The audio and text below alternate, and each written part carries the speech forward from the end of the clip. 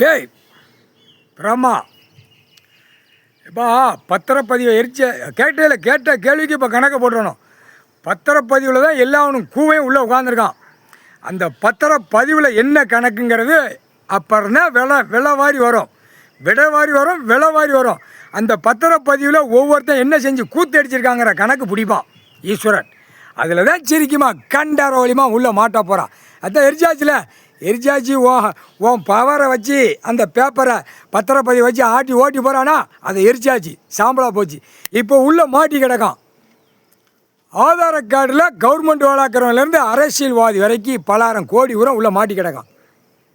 அந்த கேள்வி வரும், இந்த இடத்துல என்ன செஞ்சுருக்கா, அந்த இடத்துல கரெக்டாக 300 வருஷம் 500 வருஷத்துக்கு முன்னாடி என்ன இருந்துச்சுங்கிற கேள்வி, 100 வருஷத்துக்கு முன்னாடி என்ன இருந்துச்சுன்னு கேள்வி, 50 வருஷத்துக்கு முன்னாடி என்ன இருந்த கேள்வி, 20 வருஷத்துக்கு முன்னாடி இருந்த கேள்வி, 10 வருஷத்துக்கு முன்னாடி இருந்த கேள்வி வரையில் இப்போ 20 வருஷமாக அழிச்சிட்டான்.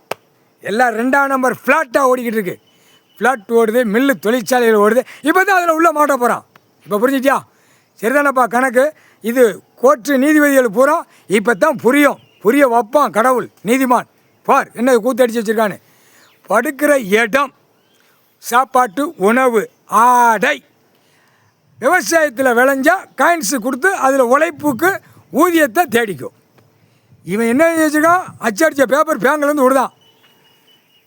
இப்போ புரியுதா இல்லையா? இப்போ பேங்கெல்லாம் பார்த்தா ஒவ்வொரு மேனேஜரும் கல்லில் சூடு வச்சு தூக்கி அது ஏற்கனவே பேங்க் கணக்கு உள்ளே வரக்கூடாதுன்னு போட்டிருக்கான் கடவுள் நீதிமான்.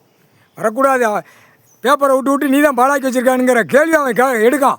அப்போ டெல்லியில் தமிழ்நாடு வரைக்கும் அரசியல்வாதி பூமியை அழிச்சு வச்சுட்டான். கண்டார ஒளிமை என்ன சேட்டையெல்லாம் பண்ணுதாப்பா. என்னப்பா அப்புறமா நேரம் ஆகுதாப்பா, அடுத்து டூட்டி கிளம்பணும். என்ன நீதிமன்ற கோர்ட்டில் அடுத்து போய் ஒரு களைச்சி விடணும்லப்பா. படையெல்லாம் போய் முக்கால் சத்தியம்